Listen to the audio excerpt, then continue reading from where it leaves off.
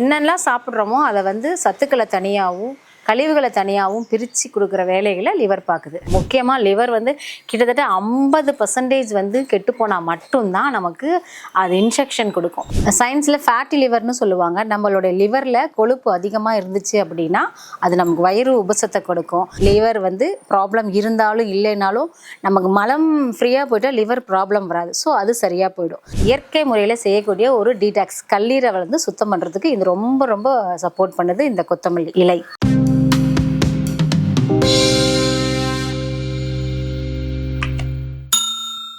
வணக்கம் நேயர்களே, யோக மீடியாலேருந்து வசந்தி. இன்றைக்கி ஒரு நம்ம அருமையான தகவலை பற்றி பார்க்க போகிறோம். அதாவது கல்லீரல் நமக்கு எல்லா விதத்துலேயும் உடம்பை சுத்தமாக வச்சுக்கிறதுக்கு ரொம்ப ரொம்ப ஹெல்ப் பண்ணுது. சொல்லப்போனால் கிட்டத்தட்ட 24 மணி நேரமும் அது வேலை செய்யுதுன்னு நம்ம சொல்லலாம். ஸோ இந்த கல்லீரல் வந்து நல்லா இருக்கணும், அந்த கல்லீரல் நல்ல முறையில் வச்சுக்கணும். அப்படியே கல்லீரலில் ஏதாவது ப்ராப்ளம் வந்துருச்சு அப்படின்னா இயற்கை முறையிலையும் உணவு முறையிலையும் தமிழர்களுடைய மரபு முறையும் பாரம்பரியமாக நம்ம வந்து இதை எப்படி சரி பண்ணலாங்கிறத பார்க்கலாம். என்னெல்லாம் சாப்பிட்றோமோ அதை வந்து சத்துக்களை தனியாகவும் கழிவுகளை தனியாகவும் பிரித்து கொடுக்குற வேலைகளை லிவர் பார்க்குது. இப்போ நம்ம நிறைய அன்டைமில் சாப்பிட்றது, கூல் வாட்டர் அதிகமாக எடுத்துக்கிறது, எந்த நேரம்னு இல்லாமல் ஐஸ்கிரீமு, கூல்ட்ரிங்க்ஸு, சூடான பொருட்கள், ஆயில் ஃபுட்டு, முக்கியமாக காரமான உணவுகள் இதெல்லாம் சாப்பிட்டோம் அப்படின்னா நம்மளுடைய லிவர் வந்து நல்லபடியாகவே ஃபங்க்ஷன் ஆகாது. அது நிறைய ப்ராப்ளத்தை நமக்கு உண்டு பண்ணும். முக்கியமாக லிவர் வந்து கிட்டத்தட்ட 50% வந்து கெட்டுப்போனால் மட்டும்தான் நமக்கு அது இன்ஃபெக்ஷன் கொடுக்கும். அப்போனா பார்த்துக்கோங்க, நம்ம வந்து எவ்வளோ காரமான உணவுகளிலும் முக்கியமாக ஃபாஸ்ட் ஃபுட்டில் எவ்வளோ கெமிக்கல் இருக்குது தெரியுங்களா? நமக்கு அது தெரியாது. நம்ம கண்ணு முன்னாடி அதை செய்ய மாட்டாங்க. ஸோ அது நம்ம கண்ணு முன்னாடி செஞ்சு கொடுக்குற பொருட்கள் எதுவாக இருந்தாலும் நம்ம சாப்பிட்லாம். இப்போ நம்ம வந்து அதிகமாக இந்த மாதிரி காரமான உணவுகள், கூலிங்கான உணவுகள்லாம் சாப்பிடும்போது நம்மளோட வயிறு வந்து வீக்கம் அடைஞ்சிரும். நல்லாவே தெரியும், ஹெவியாக இருக்கும். நமக்கு நல்லா ஃப்ரீயாக உட்கார முடியாது, படுக்க முடியாது, நடக்க முடியாது. இந்த மாதிரியான பிரச்சனைகள்லாம் வரும் கல்லீரல் ப்ராப்ளம் வந்துட்டா. அதே மாதிரியே நமக்கு வந்து காரமான உணவுகள், சரியான தூக்கம் இல்லாமை, அதே மாதிரியே டைஜஷன் ப்ராப்ளம், ஃப்ரீயாக மோஷன்லாம் போகாமல் இருக்கும் நிறைய பேருக்கு. ஸோ இந்த பிரச்சனைகள்லாம் இருக்கும்போது நமக்கு இதெல்லாம் சாப்பிடும்போது கண்டிப்பாக லிவர் வந்து நமக்கு வேலைகளை சரியாக செய்யாது. ஸோ நம்மளால் ஃப்ரீயாக மோஷனும் போக முடியாது. சித்தர்கள் என்ன சொன்னாருங்கன்னு பார்த்தீங்கன்னா, ஃபயர் அதிகமானால் உடம்பு எரியும். நீங்கள் அதை வந்து பார்த்துருப்பீங்க. நம்ம வந்து காரமான உணவோ சூடான உணவுகள்லாம் போடும்போது நமக்கே தெரியும், உள்ளுக்குள்ளே வாயிலே அது இன்டிமேஷன் கொடுத்துரும், சூடாக உள்ளே போகாது. ஸோ சூடான உணவுகள் இதெல்லாம் சாப்பிடாமல் இருக்கணும் அப்படின்னா நாம் வந்துட்டு ஒருவேளை சாப்பிட்டோம் நமக்கு இந்த மாதிரி பிரச்சனைகள்லாம் வந்துருச்சுன்னா சித்தர்கள் என்ன சொல்லியிருக்காங்கன்னா, எந்நேரமும் கிடைக்கிற நெல்லிக்காய், கரிசலாங்கண்ணி, ஆவாரம்பூ, மஞ்சள், அப்புறம் வந்து பார்த்திங்கன்னா நல்லெண்ணெய், கூடவே வந்துட்டு வல்லாரை இதெல்லாம் கிடைச்சிது அப்படின்னா நீங்கள் அதிகமாக எடுத்துக்கோங்க. இது எல்லாமே வந்துட்டு நமக்கு உடம்புல இருக்கிற அந்த எரிச்சலை, பேர்னிங்னு சொல்லுவோம் இல்லையா, அதையெல்லாம் வந்து குறைக்கிறதான வேலைகளை பார்க்கும். இந்த உணவுகள் முறைகளை நம்ம சாப்பிட்டோம் அப்படின்னா கண்டிப்பாக கல்லீரல் அதனுடைய வேலைகளை சிறப்பாக செய்யும். சயின்ஸ் என்ன சொல்லுதுன்னு பார்த்தீங்க அப்படின்னா, கல்லீரல் நமக்கு பிரச்சனை பண்ணுது அப்படின்னா அது நமக்கு இன்டிமேட் பண்ணும் இல்லையா, அப்போவே நம்ம உஷாராக இருந்துக்கணும். ஸோ கல்லீரல்களுடைய ப்ராப்ளங்கள் என்னெல்லாம் வருதுன்னு சொல்லி ஆல்ரெடி நம்ம பார்த்துருப்போம்.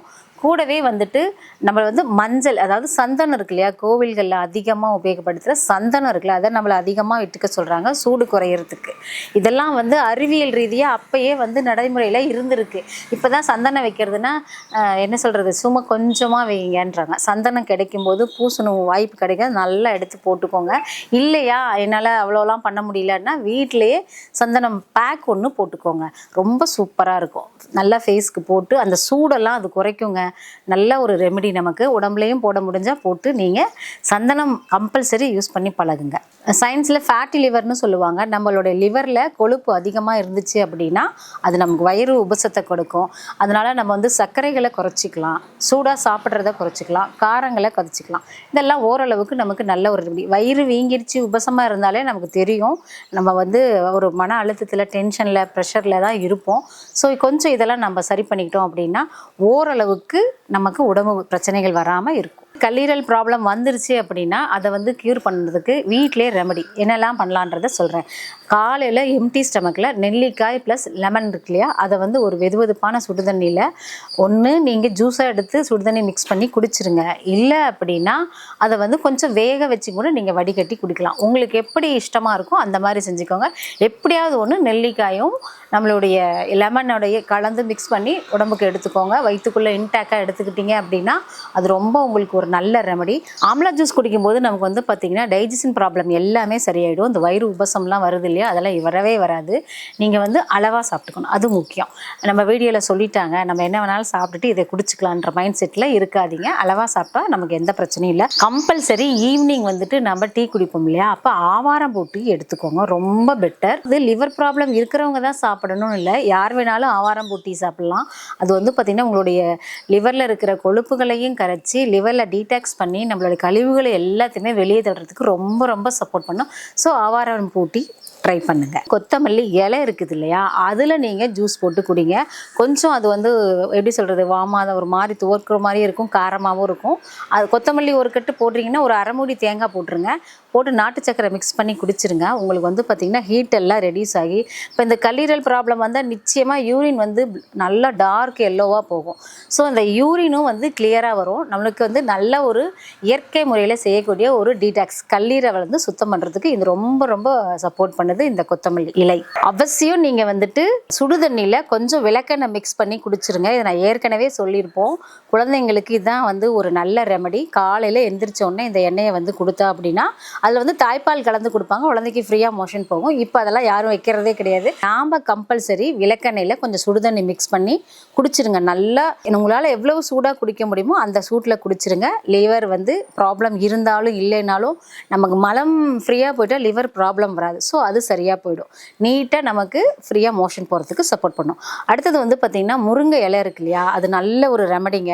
முருங்கை இலை, முருங்கை காய், முருங்கை பூ எது கிடைச்சாலும் சரி ஒன்று வாங்கி சூப் வச்சு சாப்பிட்ருங்க. இல்லை அப்படின்னா அதை வந்து நல்லா ஒரு பொடியோ இல்லை துவையலோ எப்படி உங்களால் எடுத்துக்க முடியுமோ, முருங்கைக்கீரை சம்மந்தப்பட்ட அத்தனை பொருட்களுமே மருத்துவ குணம் வாய்ந்தது, அதையும் எடுத்துக்கோங்க. லிவருக்கு அது ரொம்ப ரொம்ப சப்போர்ட் பண்ணும். ஸோ இதெல்லாமே நம்ம வீட்டில் செஞ்சுட்டு நீங்கள் போய் மறுபடியும் காரமான உணவுகளை மட்டும் தயவு செய்து சாப்பிடாம நார்மலாக, அதாவது எளிதில் ஜீரணிக்கக்கூடிய மைல்டான ஃபுட்டு நம்ம எடுத்துக்கிட்டோம் அப்படின்னா லிவர் ப்ராப்ளம் இல்லாமல் ரொம்ப ரொம்ப செக்யூராக இருப்போம். நம்ம அக்குப்ரெஷர் பாயிண்ட்ஸ் வந்து லிவருக்கு வந்து ஹீலிங் பண்ணுறதுக்கு நிறைய இருக்குது. அதில் வந்து பார்த்திங்கன்னா லிவர் 3 வந்து ஃபுட் பாயிண்ட்டுன்னு சொல்லியிருக்கு. இது வந்து பார்த்திங்கன்னா அக்குப்ரெஷர் பாயிண்ட்ஸ், அதாவது சீன மருத்துவ முறைப்படின்னு சொல்லி ஆல்ரெடி சொல்லியிருக்காங்க. அதே மாதிரி தான் இந்த அக்குப்ரெஷர் புள்ளி வந்து காலுக்கு கீழே, அதாவது விரல்களுக்கு நடுவில் பாதத்துக்கு மேலே வந்து இந்த புள்ளி பாயிண்ட் இருக்குது. ஸோ இதை வந்து நாம் ப்ரெஸ் பண்ணும்போது, அழுத்தம் கொடுக்கும்போது லிவர் வந்து ஹீட் குறைஞ்சி டாக்ஸின்ஸும் குறைஞ்சி நமக்கு கோபங்கள் எல்லாமே தளிகிறதுக்கு இது ரொம்ப சப்போர்ட் பண்ணும். அடுத்தது வந்து பார்த்திங்கன்னா லிவர் 14, இது வந்து செஸ்ட் சைடுன்னு சொல்லியிருக்கோம். இது டைஜஷனை வந்து இம்ப்ரூவ் பண்ணும். அடுத்தது வந்து ஸ்ப்ளின் 6, இது வந்து பார்த்திங்கன்னா கணுக்கால் எலும்புக்கு மேலே சுமார் 4 விரல்களுக்கு அகலத்தில் இது வந்து நம்ம ப்ரெஷர் கொடுக்கணும். இது வந்து பார்த்திங்கன்னா 1-2 உறுப்புகள் இல்லைங்க, கிட்டத்தட்ட 3 உறுப்புகளை இது வந்து ஃபங்க்ஷன் பண்ணும். இந்த ப்ரெஷர் நம்ம பண்ணும்போது, அதாவது மண்ணீரல், கல்லீரல் மற்றும் சிறுநீரக பகுதி, இது 3த்துக்குமே இந்த ஸ்ப்ளின் 6 அப்படிங்கிற ஒரு ஃபுட் மெத்தபாலிசம் ஸ்பீட் வந்து ரொம்ப சூப்பராக நமக்கு சப்போர்ட் பண்ணும். அதே மாதிரியே ஃபேட் மெட்டபாலிசம் வந்து ஸ்பீடாக இது வந்து ஒர்க் பண்ணும். அடுத்தது வந்து பார்த்திங்கன்னா கிட்னி 27, இது வந்து பாடி ஹீட்டையும் குறைச்சி லங்குக்கு வந்து ரொம்ப ரொம்ப சப்போர்ட் பண்ணும். அதே மாதிரியே GV20, அது வந்து ஹெட் பாயிண்ட்டுங்க. இது வந்து ஸ்ட்ரெஸ்ஸு, அடுத்தது வந்து பார்த்திங்கன்னா ஸ்ட்ரெஸ் வந்து குறைஞ்சி லிவரை வந்து ரிலாக்ஸாக வச்சுக்கிறதுக்கு இது ரொம்ப ரொம்ப சப்போர்ட் பண்ணும்.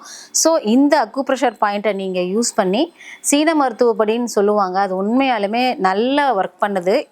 இதை நாம் பயன்படுத்தி இந்த அக்குப்ரெஷர் பாயிண்ட்டை யூஸ் பண்ணி நம்ம வீட்டிலையே நமக்கு உண்டான உணவு முறையிலையும் அக்குப்ரெஷர் பாயிண்ட்லேயும் கல்லீரல் ப்ராப்ளம் வந்துருச்சு அப்படின்னா சரி பண்ணிக்கிறதுக்கு ரொம்ப சப்போர்ட் பண்ணுது. இப்போ நமக்கு லிவர் ப்ராப்ளம் வராமல் இருக்கிறதுக்கு கம்பல்சரி நம்ம இதை இனிமே ஃபாலோ பண்ணணும். எப்படின்னா கம்பல்சரி 7:30 to 8 மணிக்கெலாம் உங்களுடைய டின்னரை முடிச்சிருங்க. ஒரு 20 to 30 நிமிஷம் கம்பல்சரி வாக்கிங் போங்க.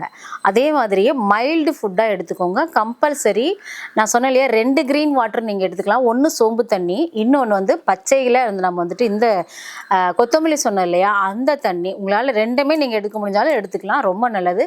கூடவே ஆல்கஹால் எடுக்கவே கூடாது. அதே மாதிரியே ஒரு 9 to 9:30 நீங்கள் பெட்டுக்கு போயிருங்க. லைட் ஆஃப் பண்ணிவிட்டு படுத்திங்கன்னா நம்ம 10 மணிக்கு தூங்க போயிட்டோம் அப்படின்னாலே, தூங்க ஆரம்பிச்சிட்டோம்னாலே லைஃப் ரொம்ப சூப்பராக இருக்கும். எர்லி மார்னிங் 4 மணிக்கு நம்ம எந்திரிச்சோம் அப்படின்னா எவ்வளவோ சுறுசுறுப்பாக இருப்போம். ஸோ கல்லீரல் வந்து பார்த்திங்கன்னா அது உங்களுக்கு கம்ப்ளைண்ட்லாம் பண்ணாது, உங்களுக்கு ஒன்றுமே அது செய்யாது. நீங்கள் என்ன பண்ணாலுமே என்ன சாப்பிட்டாலுமே அது வந்து அதனோட வேலைகளை பார்க்கும். லிவர் ஃபங்க்ஷன் நல்லா இருந்தால் தான் நம்ம லைஃப்பில் வந்து நீண்ட ஆயுளோடு நம்ம இருக்க முடியும். ஸோ இந்த கல்லீரலுக்கு நீங்கள் அளவாக உணவு கொடுங்க. முக்கியமாக நேரத்துக்கு தூங்கி நேரத்துக்கு எந்திரிச்சிங்கன்னா கல்லீரல் பார்த்தீங்கன்னா அதனுடைய வேலையை அது செஞ்சுட்டே தான் இருக்கும். நீங்கள் காரமாக அதிகமாக ஹெவியாக ஃபுட்டு எது கொடுத்தாலுமே ஸோ அதுக்கு வந்து நீங்கள் தொந்தரவு கொடுக்காம மைல்டு உணவுகளை எடுத்துக்கோங்க. இரவு நேரம் சீக்கிரமாக தூங்க போங்க. முக்கியமாக செல்ஃபோனை 9:30க்கெல்லாம் ஆஃப் பண்ணிவிட்டு மார்னிங் நீங்கள் ஆன் பண்ணிக்கோங்க. அந்த ப்ளூ கலர் ரேடியேஷன் போச்சு அப்படின்னாலே நமக்கு ரொம்ப டிஸ்டர்ப் ஆகிடும். நீங்கள் இன்னும் தூங்கலாங்கிறத கல்லீரல் வந்து கண்டுபிடிச்சிரும். அப்போ அதுக்கு அதனுடைய வேலைகளை அதனால் செய்ய முடியாது. ஸோ அதனால் கொஞ்சம் பார்த்து கவனமாக நம்ம இருந்துக்கிறது ரொம்ப ரொம்ப பெஸ்ட்டு. இன்னொன்று வந்து பார்த்திங்கன்னா கல்லீரல் வந்து நமக்கு வந்து சுத்தம் பண்ணுறதுனால அதுக்கு நீங்கள் கம்பல்சரி நீங்கள் என்ன சாப்பிட்டாலும் செரிக்க வச்சிருது இல்லையா, தேங்க்ஸ் பண்ணுங்கள்.